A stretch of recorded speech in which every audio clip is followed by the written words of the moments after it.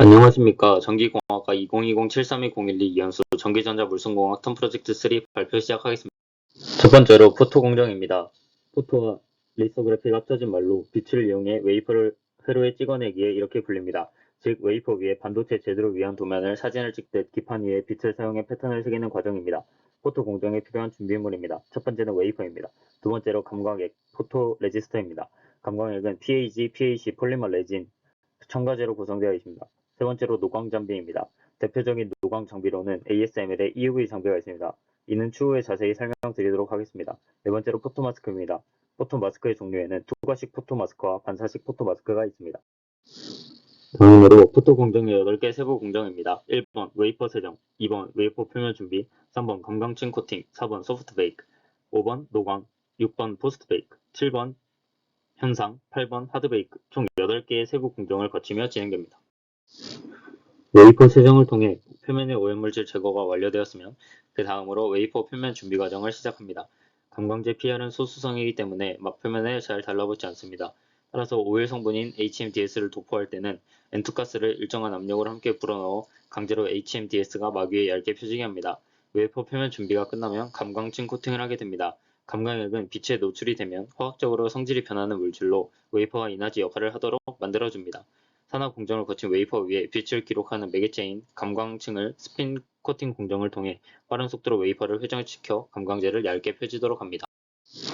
스핀 코팅의 회전 속도를 높일수록 표면에 코팅되는 두께가 얇아지고 회전 속도가 낮을수록 표면에 코팅되는 두께가 두꺼워져 회전 속도를 조절해 감광제의 두께를 조절합니다.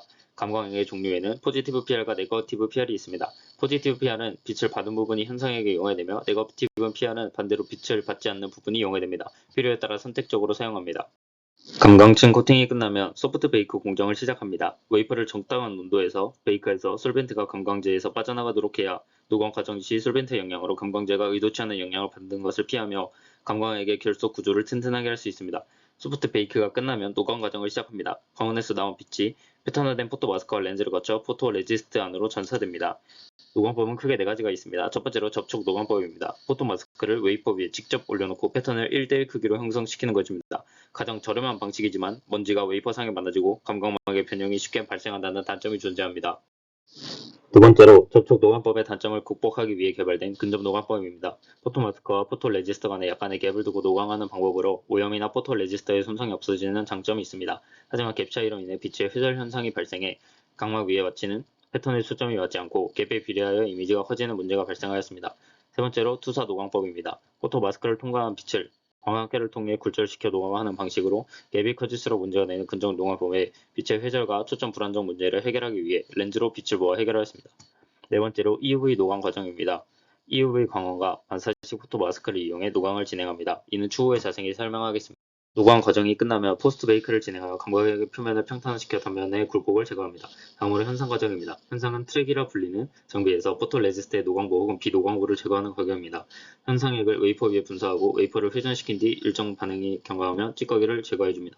현상 과정이 끝나면 마지막으로 웨이퍼를 하드 베이크 시켜줍니다. 하드 베이크 과정을 통해 높은 온도로 포토 레지스터의 수분을 말리고 분자 구조를 굳건히 하여 표면 결속력을 높입니다. 다음으로 ASML의 EUV 장비와 구조에 대해 설명드리겠습니다. EUV 장비는 왼쪽 사진처럼 광원, 진공 챔버, 렉티클, 광학 컬럼, 웨이퍼 스테이지, 웨이퍼 핸들러 등 6가지로 구성되어 있습니다.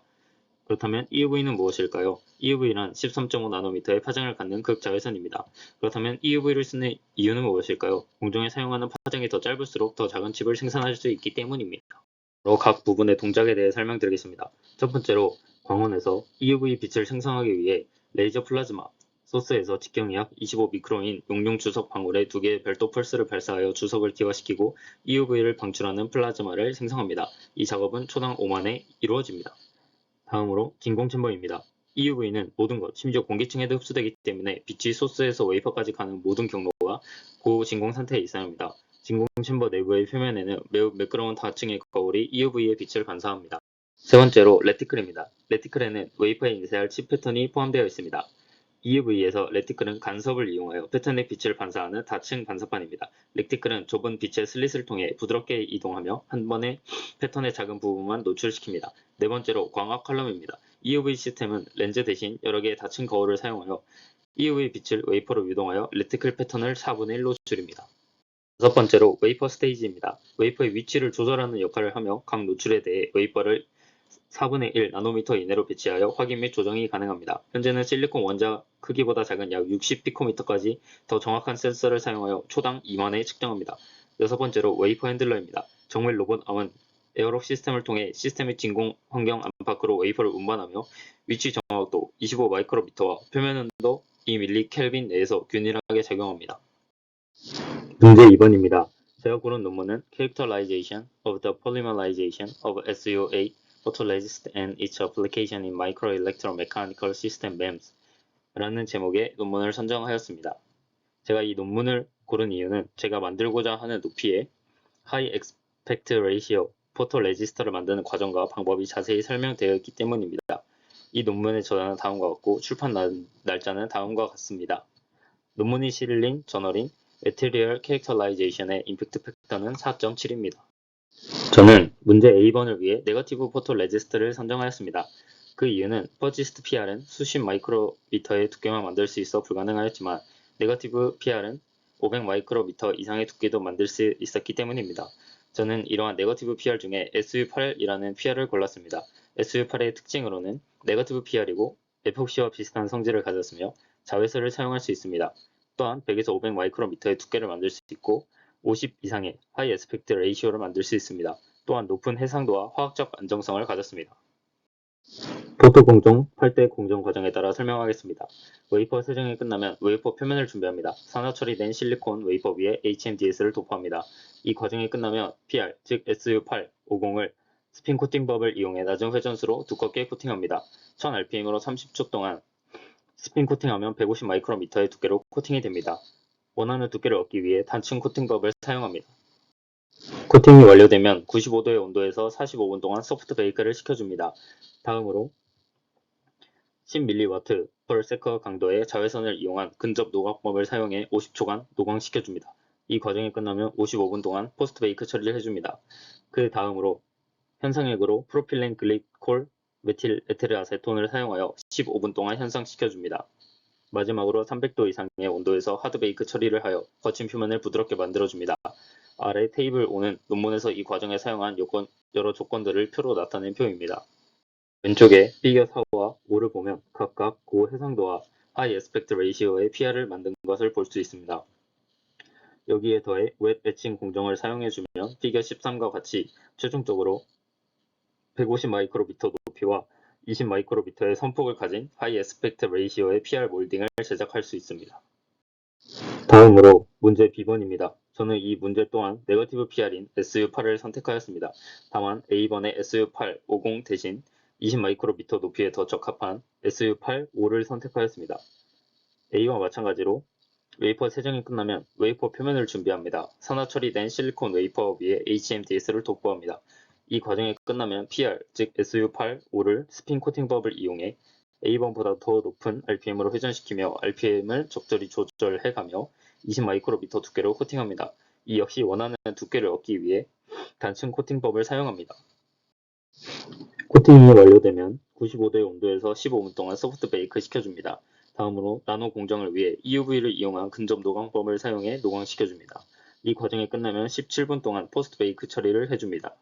다음으로 현상액으로 프로필렌 글리콜 메틸 에테르 아세톤을 사용하여 5분 동안 현상시켜줍니다. 마지막으로 300도 이상의 온도에서 하드 베이크 처리를 하여 거친 표면을 부드럽게 만들어줍니다. 아래는 20 마이크로미터의 두께를 공정하기 위해 참고한 논문의 표입니다. 왼쪽에 피겨 2와 3을 보면 각각 고해상도와 하이 에스펙트 레이시오의 PR을 만든 것을 볼 수 있습니다. 나노스케일 공정을 위해 아토믹 레이어 애칭을 사용하고 아토믹 레이어 디벨롭 공법을 사용합니다. 팻 게이트를 만들기 위해 한 번 더 포토 공정과 애칭 공정을 거쳐주면 20 마이크로 높이, 20 나노미터 선폭의 하이 에스펙트 레이시오의 PR 몰딩을 이용한 팻 게이트를 제작할 수 있습니다. 이러한 일련의 과정을 통해 1000대 1의 종용비를 가진 팻 게이트를 만들어낼 수 있습니다. 하지만 여기에 문제가 있습니다. 이론적으로 1000대 1의 종용비를 가진 팻 게이트를 SU8 네거티브 PR을 통해 제작할 수 있습니다. 하지만 1000대 1의 종용비가 아직 실현된 적이 없습니다. 종용비가 너무 커 결국 무너지고 말 것입니다. 이는 현재 기술로 구현 불가능하다는 게 저의 결론입니다. 논문과 함께 참고한 자료입니다. 다음으로 참고 문헌입니다. 참고 문헌과 논문입니다. 이상으로 발표를 마치겠습니다. 감사합니다.